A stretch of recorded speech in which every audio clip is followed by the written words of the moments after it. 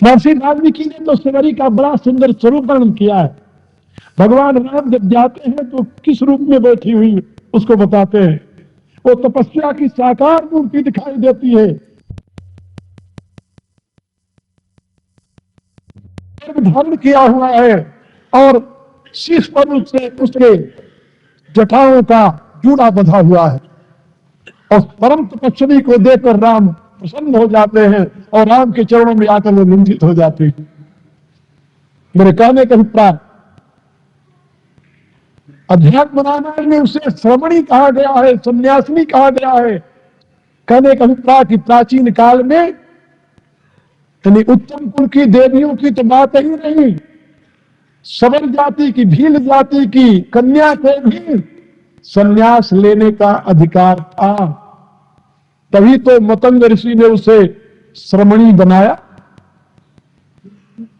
और भगवान राम ने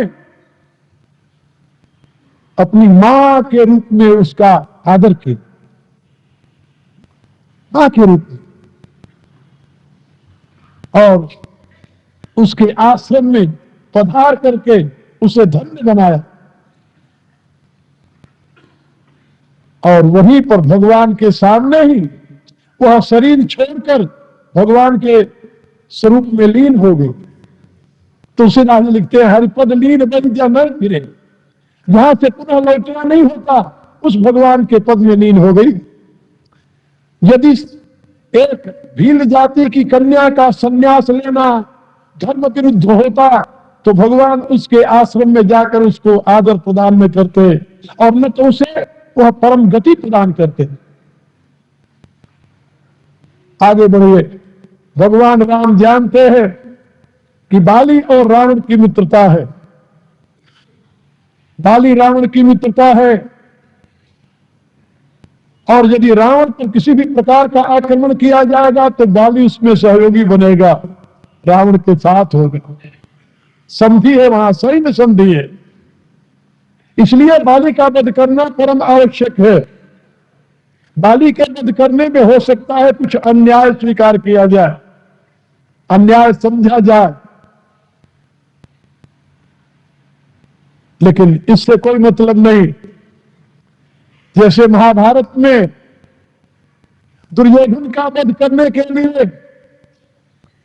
महात्मा भीष्म, महात्मा द्रोण का वध करना आवश्यक हो गया था, इसी प्रकार से रावण के वध करने के लिए बाली का वध करना भी आवश्यक माना गया। आप लोगों ने रामायण में पढ़ा होगा, अंगद जब रावण के पास जाता है तो अपना परिचय नहीं देता है।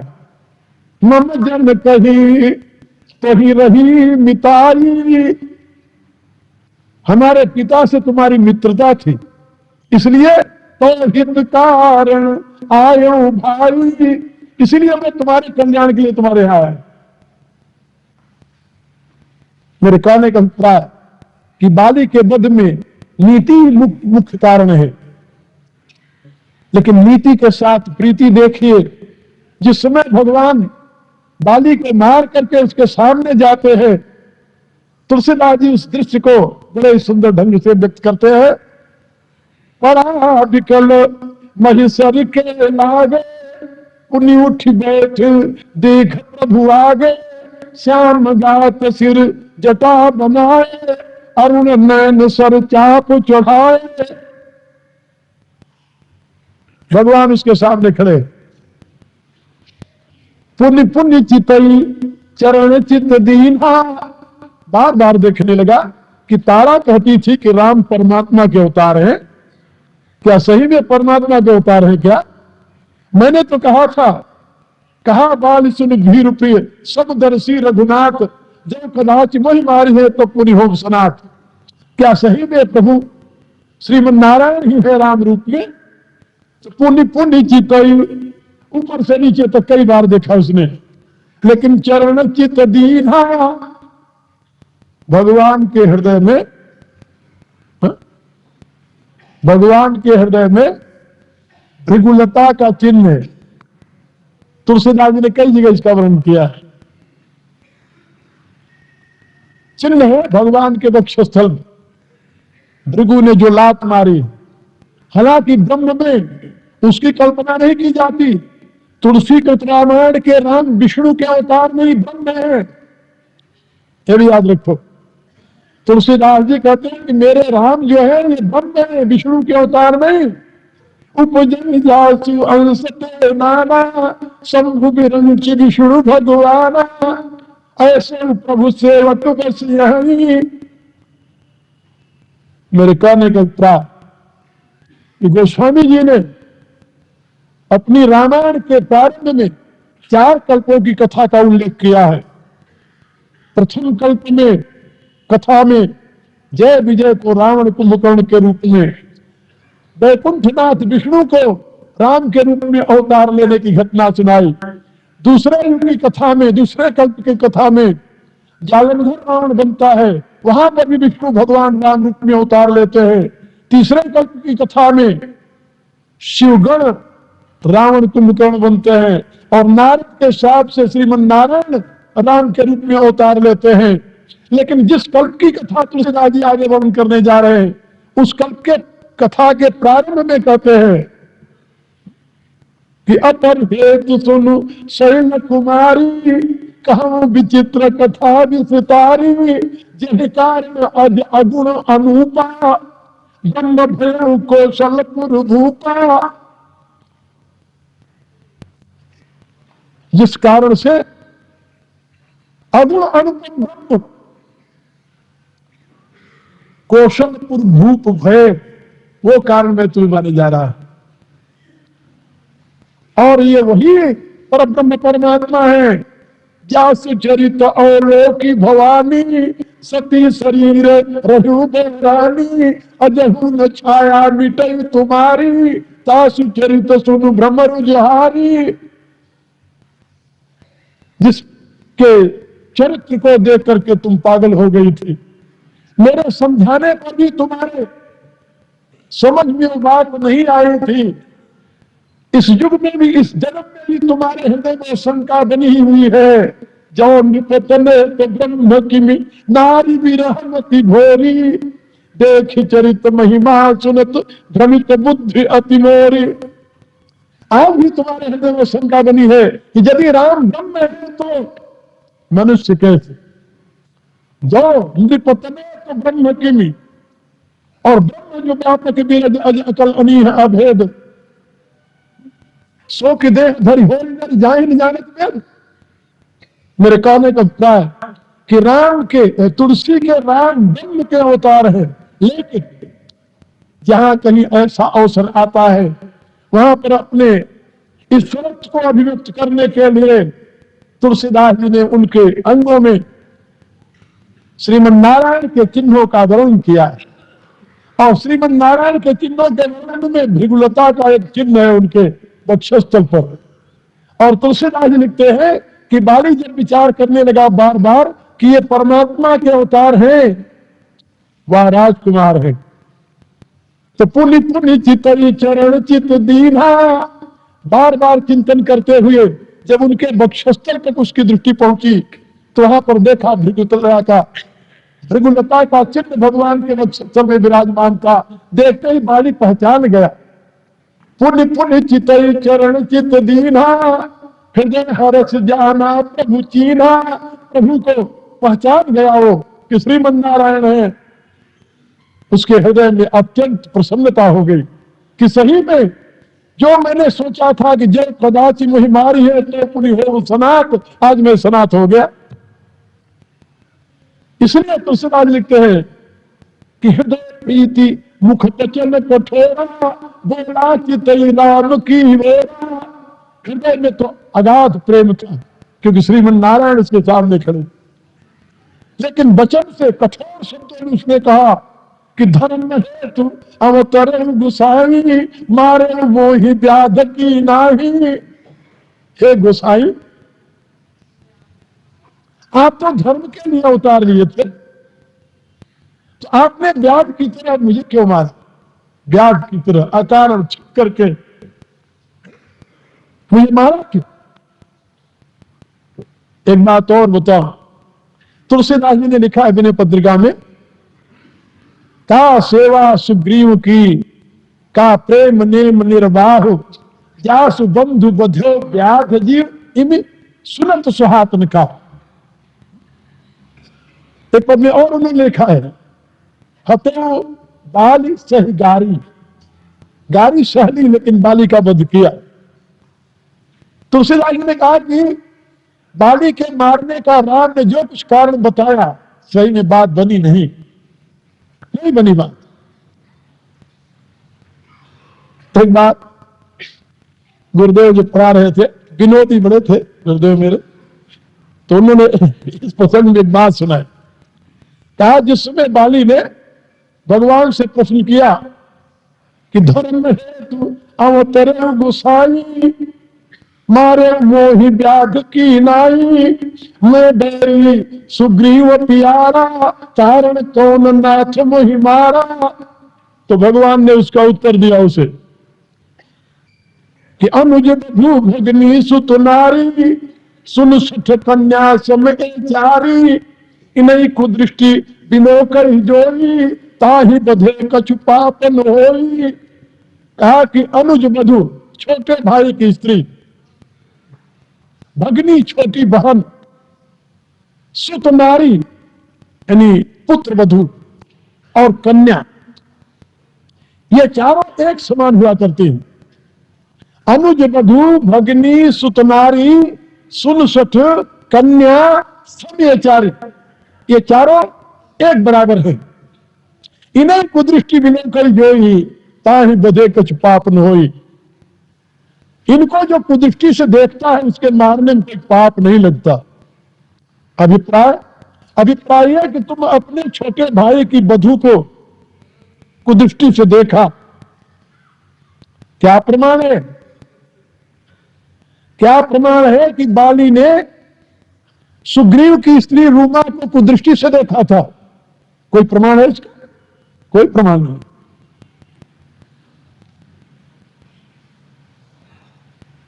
कोई प्रमाण नहीं।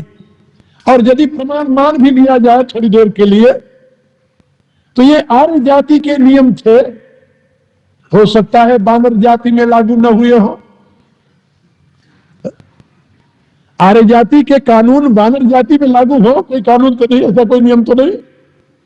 आज भी भारत में ऐसी जातियां बहुत सी हैं, ऐसी बहुत सी जातियां हैं। आपको जानकर आश्चर्य होगा, नेफा जिसे कहते हैं, कहते थे, अब अरुणाचलम कहते हैं उसे। वहां एक जाति है मिसमी। मैं वहां 1 महीने तक रहा हूं, उस जंगल में घुमा हूं 1 महीने तक। मिसमी जाति को मैंने देखा। उनका एक नियम था, उनके यहां एक व्यक्ति जितना एक यौक नाम का जानवर होता है, यौक कहते हैं उसे, बैल ऐसा होता है, काफी बड़ा सा, लंबे लंबे बाल होते हैं उसके, और ये पहाड़ पर होता है।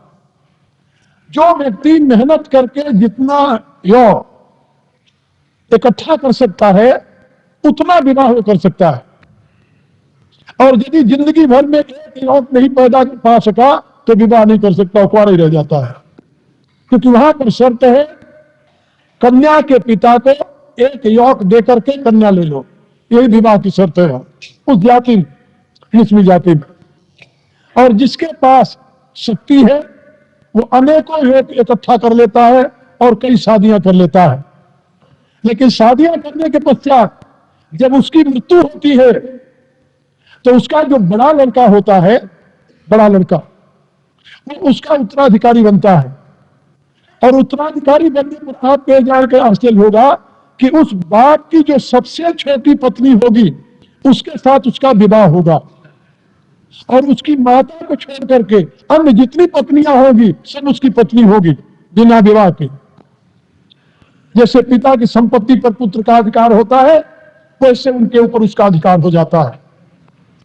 मिसमी जाति, मैंने अपनी पत्रिका में उसके विषय में पूरा लेख लिखा था। अभी जब स्वतंत्र हुआ भारत, भारत सरकार के द्वारा वहां पर एजुकेशन की व्यवस्था हुई। मेरे एक शिष्य वहां पर एजुकेशन डायरेक्टर होकर गए। उन्होंने वहां पर काम करना शुरू किया और वो लड़के आकर के उस जाति के लड़के आकर वहां पढ़ने लगे, और पढ़ने के बाद जब उनमें संस्कार आया, कुछ सजग हुए वो, तो उसमें का जो उत्तराधिकारी था वहां मिश्र जाति का, जो उनका सरगना कहा जाता उस ट्राइब का मुखिया जो था, उसने अपनी मां से विवाह करना अस्वीकार कर दिया।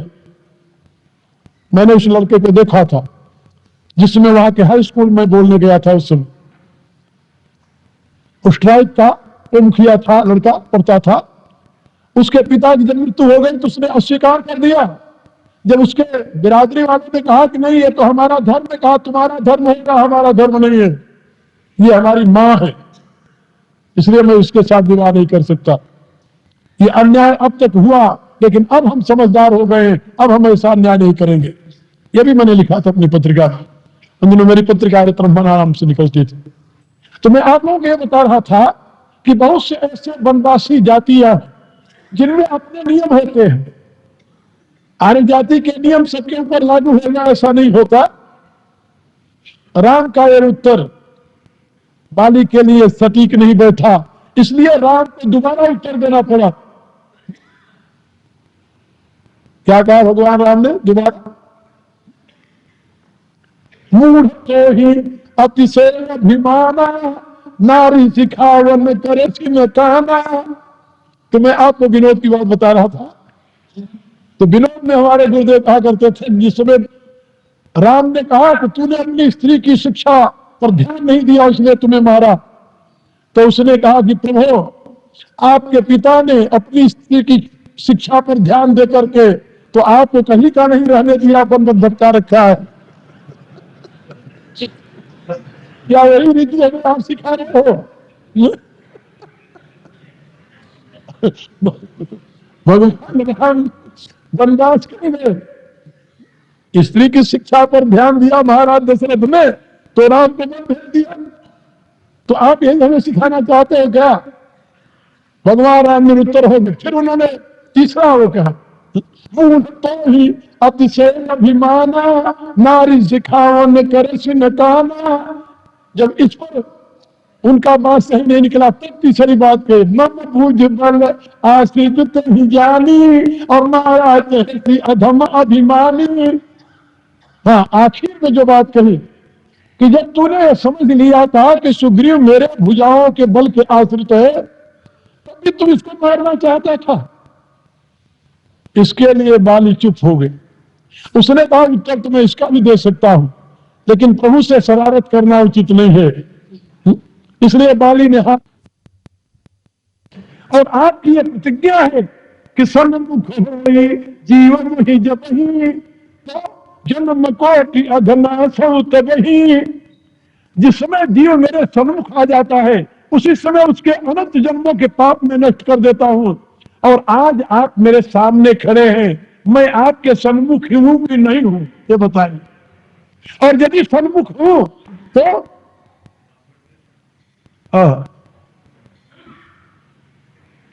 आपसे मैं क्या कहूं? प्रभु अजहू मैं पात की अंत काल गति तोर।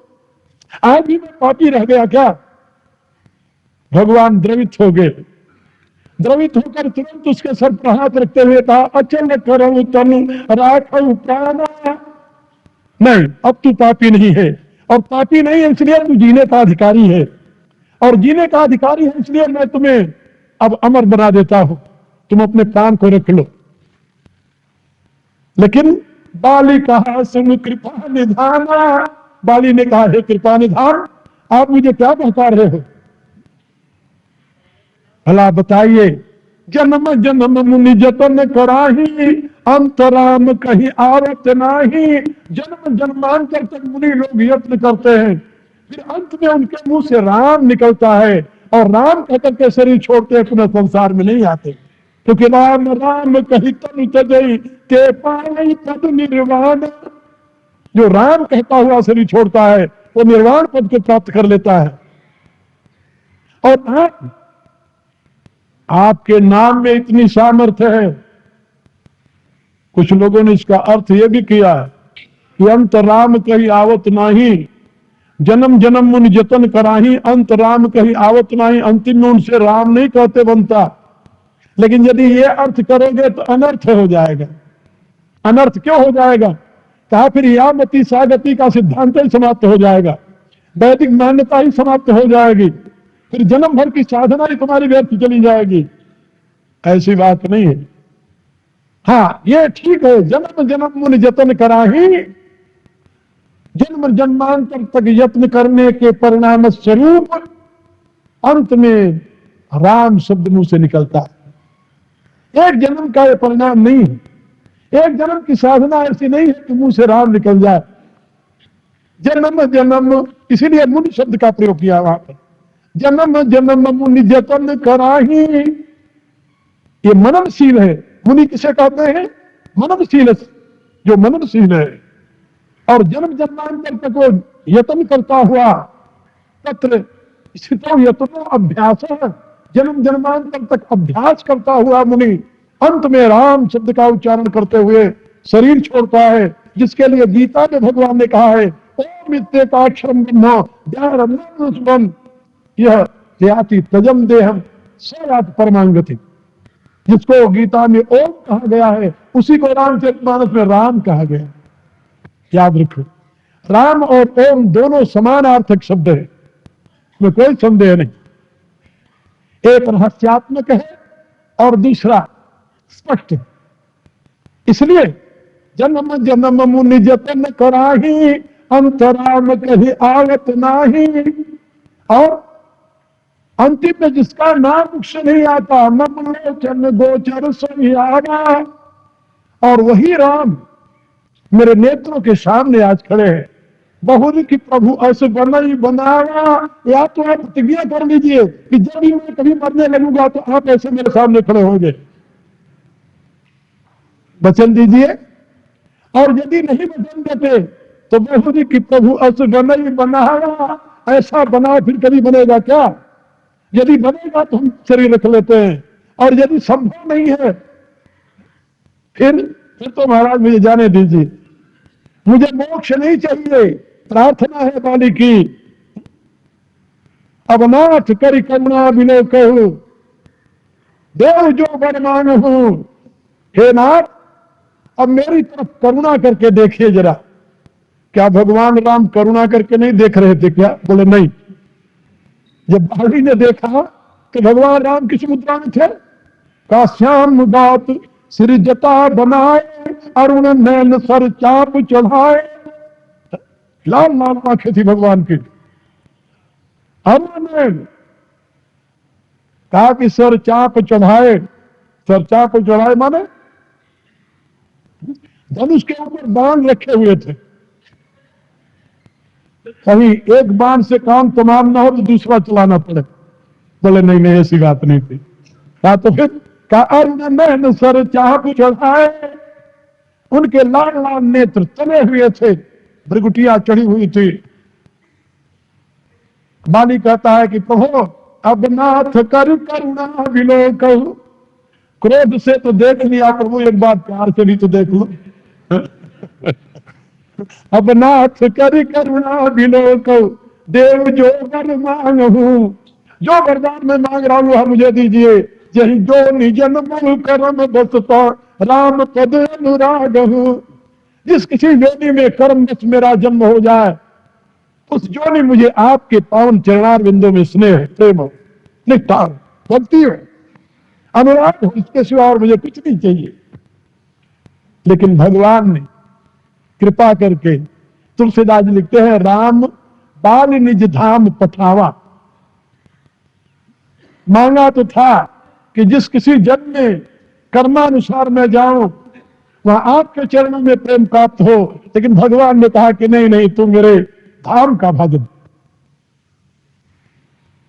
यहां पर भगवान ने एक ऐसी नीति का प्रयोग किया है।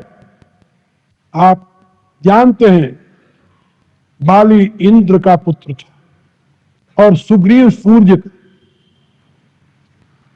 भगवान राम स्वयं सूर्यवंशी है और उसी सूर्य का पुत्र है सुग्रीव। बाली अंश से इंद्र अंश से बालिभा महावीर बलवान, दिनकर सुत दूसर भयो सो सुग्रीव हिना। सुग्रीव का राम के साथ केवल मित्रता का ही संबंध नहीं है, और भी कोई संबंध है। और उस संबंध का बोध किसने कराया है जानते हो? भगवान मारुति। तब हनुमंत उभय जिसकी सब कथा सुनाई, पावक साखी देकर जोरी की लड़ाई।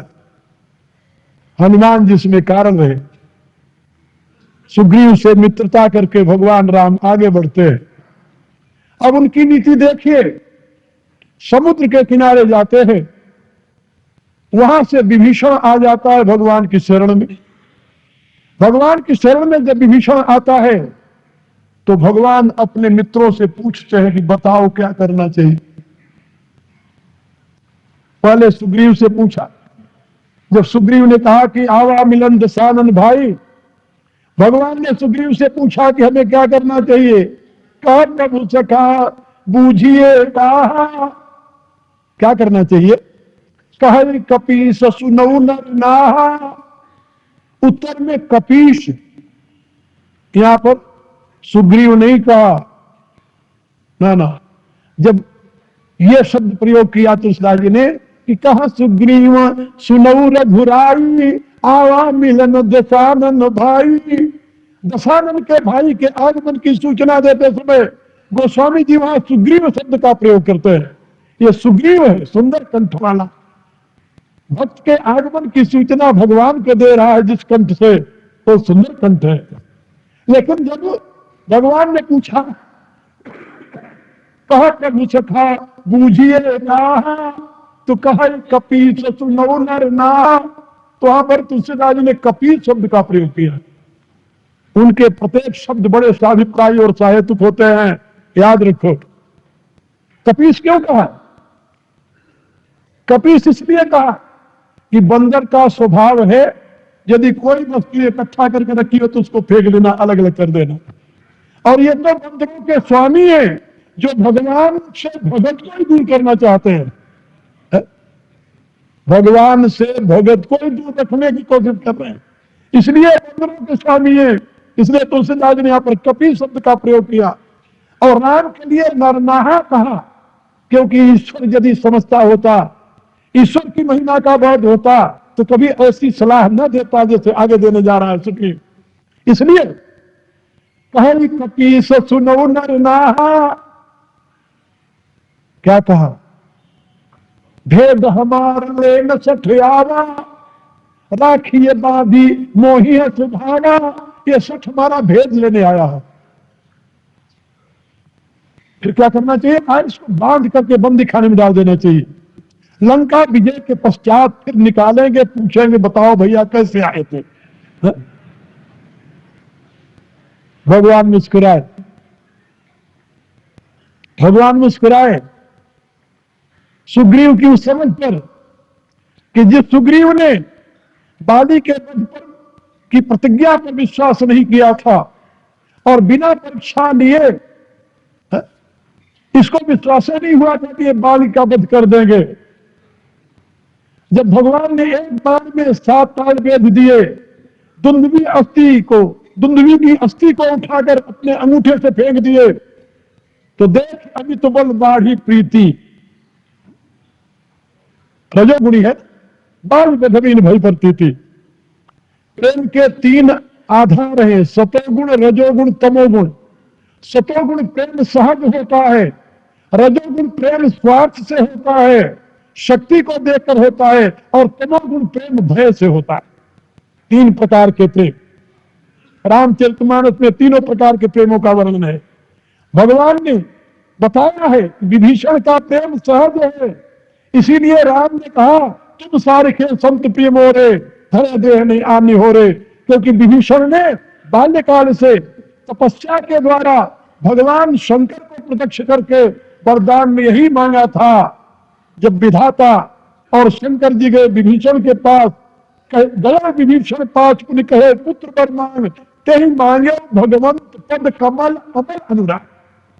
उसने भगवान के चरणों में पवित्र प्रेम मांगा था, उसका प्रेम पवित्र था। इसलिए भगवान कहते हैं तुम सारिखे संत प्रिय मोरे, धरो देह नहीं आने हो रे। लेकिन सुग्रीव का प्रेम सहज प्रेम नहीं था, वहां तो देख अमित बल मारी प्रीति। जब भगवान के अमित बल को देखा तब उसके हृदय में प्रेम उमड़ पड़ा। बाली बदवी भई प्रतीति, ये रजोगुणी प्रेम है। और बाली का विभीषण का सतोगुणी प्रेम है। और आगे तमोगुणी प्रेम का भगवान उदाहरण देते हैं, जब समुद्र के किनारे धनुष्बाण उठाते हैं और वहां पर लक्ष्मण से कहते हैं कि विनय नमानत जल जल दीन दिन बीती, बोले राम सको पितप बिनु भय हो न प्रीत, बिना भय से प्रीत नहीं। वो तमोगुणी तो अलग अलग प्रकार के प्रेम करने वाले हैं।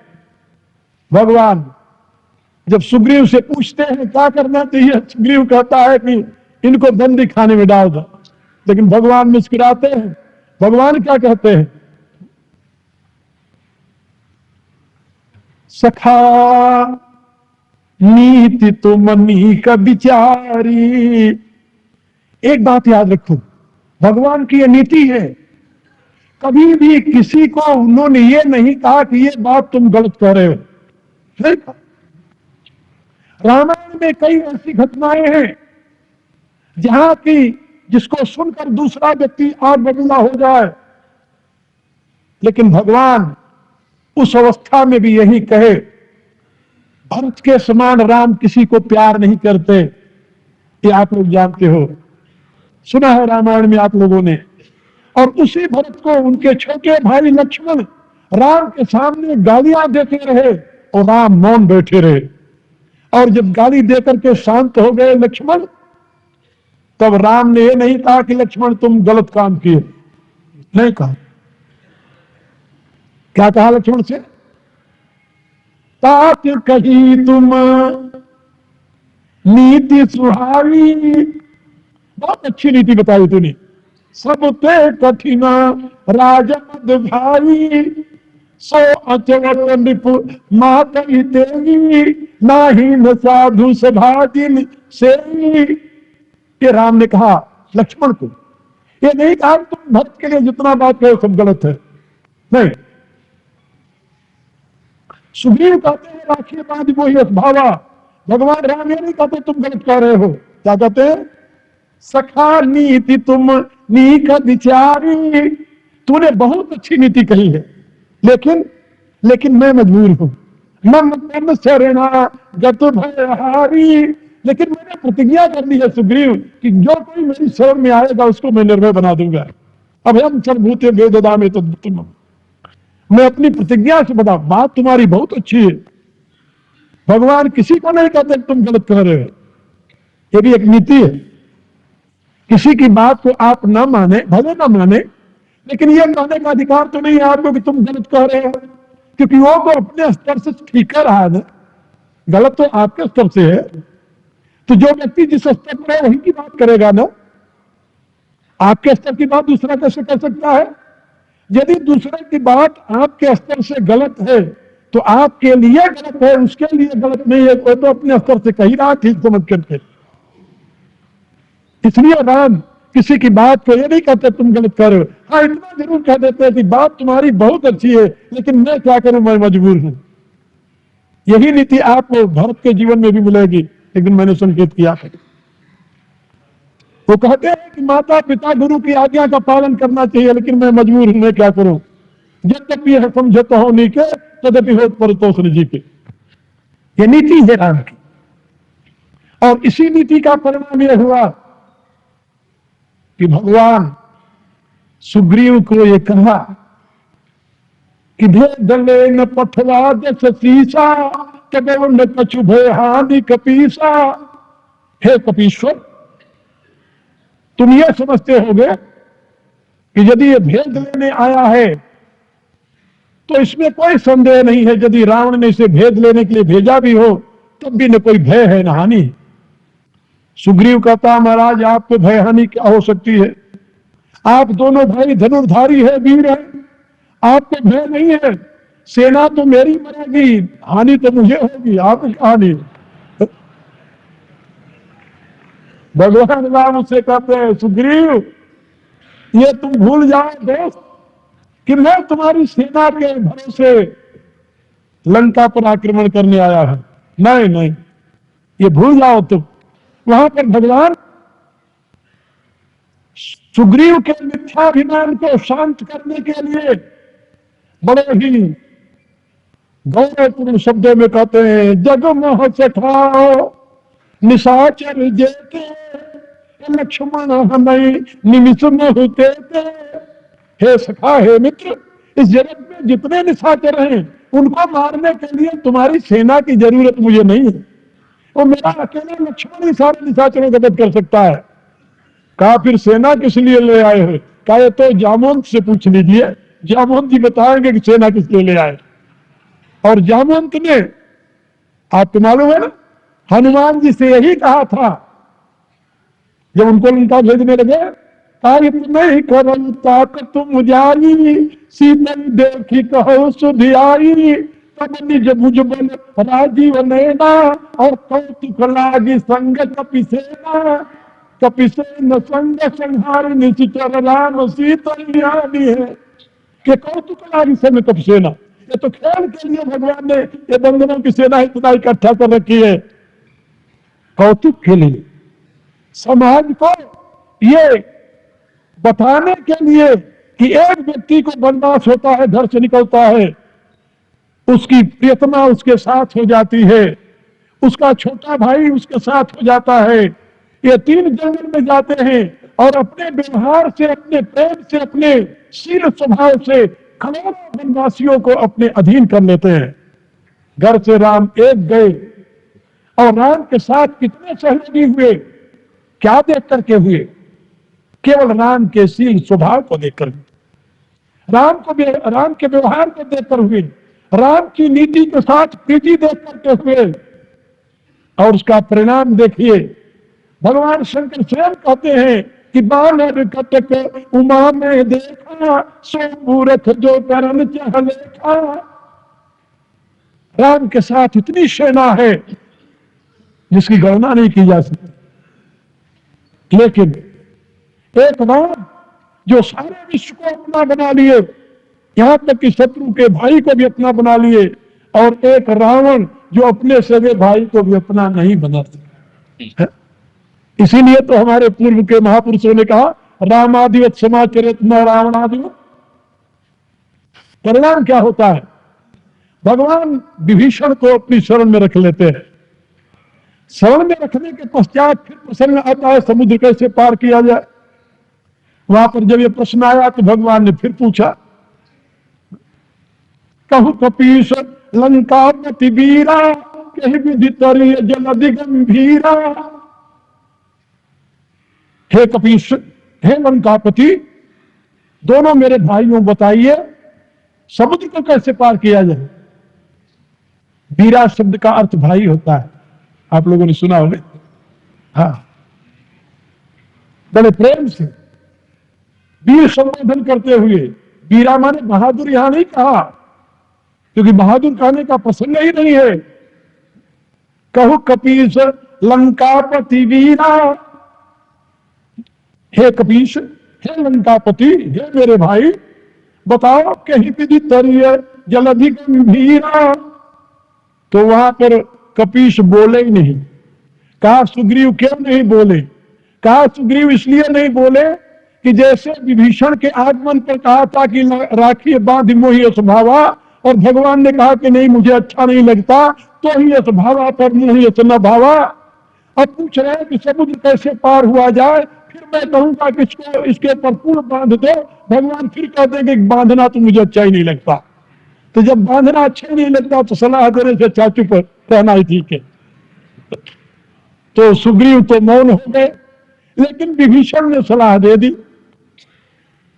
प्रभु तुम्हारे कुल गुरु जल्द कहीं उपाय विचार बिन प्रयास सागर करे सकल भालुक किधार। वहां पर उपदेश दे दिया, भगवान ने वैसे कर्म प्रारंभ कर दी। लक्ष्मण को तीर नहीं लगा, लेकिन भगवान ने कहा नहीं, घबराओ नहीं, जो तुम कह रहे हो कि सोखी सिंधु करी मन रोषा, ऐसे ही कर धर्म मन धीरा, करना तो वही है। लेकिन अभी तो सुग्रीव की बात नहीं मानी, वो नाराज हो गया। और विभीषण आया है, पहला सलाह दिया इसने, यदि इसकी भी पहली सलाह नहीं मानी तो ये भी नाराज हो जाएगा। और दोनों शत्रु के भाई हैं, दोनों को मैंने मित्र बनाया है, और यदि दोनों नाराज हो गए फिर मामला गड़बड़ हो जाएगा। तो भगवान उन दोनों की नाराजगी को कैसे ठीक करते हैं, कितने कुशल नीतिज्ञ हैं राम। तो कहा कि देखो बावरा जी, अब बहुत बोल चुके, अब कल बता देना, ठीक है। और क्या कल चर्चा करेंगे इस विषय में। अभी प्रार्थना कीजिए आपने, कल का दिन और मैं आपके शहर में हूं, दिन में 8 बजे के पश्चात। हाँ, सवेरे तो मुझे जाना है, जरा नर्मदा स्नान कराऊं, और स्वामी जो है इनके आश्रम से होकर के आऊंगा, करीब मैं 10 बजे तक लौट आऊंगा। उसके बाद में 12 बजे कार्यक्रम है, गुप्तेश्वर महादेव कोई मंदिर है वहां पर, 11:30 बजे। हाँ 12 बजे, 11:30 12 बजे। और प्रार्थना कर लीजिए आपने। इसमें जो 2 प्रश्न आए थे, प्रश्न कोई खास महत्व के नहीं थे, इसलिए मैंने उत्तर नहीं दिया। यहाँ पर क्रिश्चियनिटी बढ़ रही है, तो उसके लिए साधु समाज क्या कर रहा है, तो मैं क्या बताऊं क्या कर रहा है। मैं तो जो कर रहा हूं तो देख रहे हो, साधु समाज का मैं ठेकेदार तो हूं नहीं।